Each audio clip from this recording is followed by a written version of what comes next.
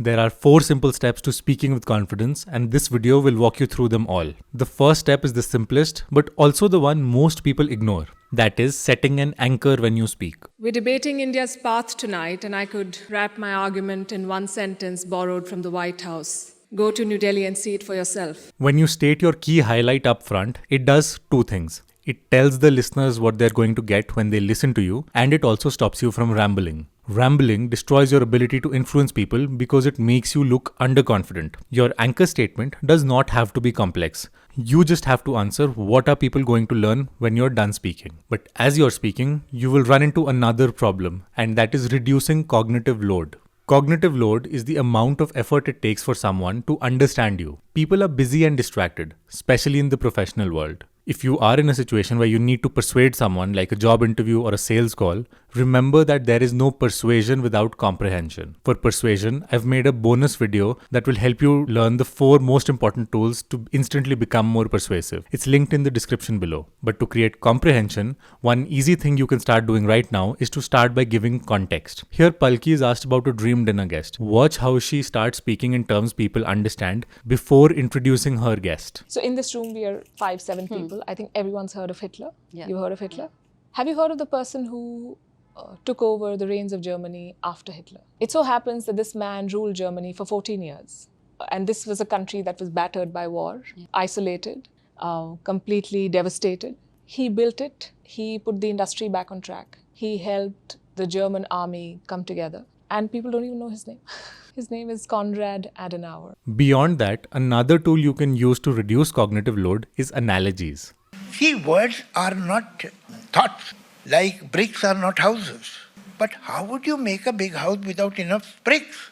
The main point here is that language and communication becomes complex because we don't define terms but expect people to understand them. When you define a term, it must have an action bias. It must be in terms that tell people what to do. For example, people often say they want a presence. Well, what does that mean? Presence basically has 3 components: posture, pace, and poise. When you know the components, you can figure out what actions you can take. Similarly, if you're talking to a sales team, you could say build rapport with the prospect, or you could say look at their profiles, ask questions about their life, and highlight any similarities you share. One of those is much easier to do than the other. Now, I talked about rambling earlier, which is where you start using long, confusing sentences. There are 2 simple ways to deal with this. The first and most obvious one is to pause. You live with that fear, and every day you go, there will be people who will come up to you and say that maybe you should have said it this way. I will tell you how to do it. Because they're not coming for the katha, they're coming for the kathakar. Storytelling. There is a joy in the way something is told or presented. The other one is to speak slower because it forces you to use fewer words. Notice her speed here. Because unlike gaining factual knowledge, honing people skills can be a lot of work. But it's not impossible. Experts suggest you start with empathy. But you may have realized that the real problem isn't that you don't know how to speak slower or pause. It's the anxiety and nervousness that takes over in those moments where you forget everything you're supposed to say or do. The best possible way that I know to deal with those situations and avoid anxiety, rely on your preparation. I was telling you earlier, I tend to prepare. I don't like going into anything unprepared. This kind of preparation is the secret behind some of the best speakers of the world. They are not speaking on the spot. They're just relying on their preparation, which is why you will see them say the same stuff all the time. Who told the Chinese to hide their strength and bide their time. That's the slogan he gave them.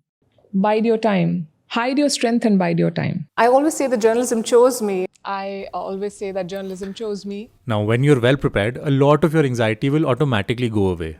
But even with strong prep, you will sometimes still find that your mind goes blank. One tool you can use in those situations is box breathing. The time of breathing in, holding the breath, breathing out, holding the breath. It has to be the same. Right. In fact, you can even try box breathing after you're done watching this video and you'll be surprised at how well it works. Prep and box breathing are both useful tools, but sometimes you will find yourself in situations where you can't do either of those. That brings us to the mindset which ties all of this together, which is that there is no improvement without acceptance. I have very late in life again stumbled upon the idea of, or the concept of self-acceptance. It's taken me a long time. But I feel that that is the beginning of self-improvement and self-exploration. So you have to be okay with who you are. If you want healthy confidence that stays with you no matter what, it has to start by accepting where you are today. Acceptance doesn't mean you will never change. Acceptance just means acknowledging where you are right now and that it's okay. This mindset will help you build conviction.